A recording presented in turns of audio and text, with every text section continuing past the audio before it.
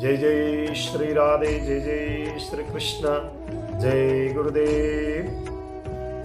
प्यारे बंधुओं, आप सब जानते हैं हम सब श्रीमद् भगवद गीता का अध्ययन कर रहे हैं और हम सब ने पिछले वीडियो में द्वितीय अध्याय के 42 से 44 जो तीनों श्लोक है, 42 से 44 ये तीनों श्लोकों का अध्ययन किया था और इन तीनों श्लोकों के अर्थ को भी समझा था।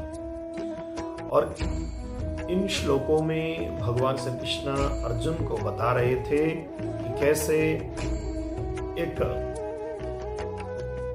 अविवेकहीन पुरुष, अविवेकहीन जन वेदों में कहे हुए सकाम कर्मों को ही, स्वर्ग आदि कर्मों को ही सबसे प्राप्य वस्तु मानकर उसी को ही प्राप्त करने की चेष्टा करते हैं और उस परम तत्व को कैसे भूल जाते हैं।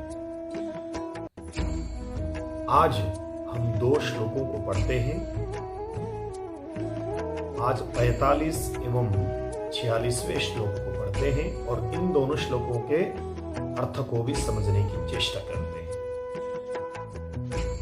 भगवान श्री कृष्ण अर्जुन से कहते हैं, त्रैगुण्या विषया वेदा निस्त्रैगुण्यो भवार्जुन निर्द्वन्द्वो नित्यसंत्वस्थो निर्योगक्षेम आत्मवान। अर्जुन से कहते भगवान, हे अर्जुन, वेद उपर्युक्त प्रकार के तीनों गुणों के, अर्थात ये 3 गुण कौन कौन से हैं? वेदों में कहे हुए सकाम, वो है कर्म फल, जो हमने कर्म किया उसका फल हमें प्राप्त होगा, और भोग तथा ऐश्वर्य। इसी में हम सब वेदों के बताए सकाम कर्मों, ये 3 जो गुण हैं, इसी गुणों में हम सब लगे रहते हैं। और भगवान कहते हैं इसमें तुम मत लगो, ये कार्य रूप समस्त भोगों एवं उनके साधनों का प्रतिपादन करने वाले हैं, इसलिए तुम इस पचड़े में मत पड़ो अर्जुन। कहते हैं भगवान, इन भोगों एवं उनके साधनों में आसक्तहीन तू हो जा और हर्ष और शोक आदि द्वंद्वों से रहित नित्य वस्तु परमात्मा में स्थित हो जा तू। और योगक्षेम, योगक्षेमम, योग और क्षेम, योग का मतलब है अप्राप्त की प्राप्ति का नाम योग है। जो प्राप्त नहीं है उसके हम प्राप्त करने की जो चेष्टा करते हैं उसका नाम योग है। और क्षेम का मतलब है जो हमें प्राप्त हुआ है उसकी हम रक्षा करते हैं ना, उसको क्षेम कहते हैं। और भगवान कहते हैं जो प्राप्त नहीं हुआ है उसकी चेष्टा मत कर, तू योग मत कर, और जो प्राप्त हुआ है तुझे उसकी रक्षा मत कर। न चाहने वाला हो तो उसके भी रक्षा भी करने के लिए तू चेष्टा मत कर और प्राप्त करने की भी चेष्टा मत कर। और कहते हैं स्वाधीन अंतःकरण वाला हो, कोई कर्म का बंधन न हो, और ऐश्वर्य आदि प्राप्त करने का तुम्हें वो भी बंधन न हो और भोगने का भी बंधन न हो। ऐसा स्वाधीन अंतःकरण वाला हो जा। आगे कहते हैं भगवान, यावानर्थ उदापाने सर्वतः संप्लुतोदके तावान सर्वेषु वेदेषु ब्राह्मणस्य विजानतः। भगवान कहते हैं अर्जुन, तब अगर तू ऐसा बनता है तब सब और से परिपूर्ण जल से, जलाशय से प्राप्त हो जाने से छोटे जलाशय में मनुष्य का कोई प्रयोजन नहीं रह जाता है।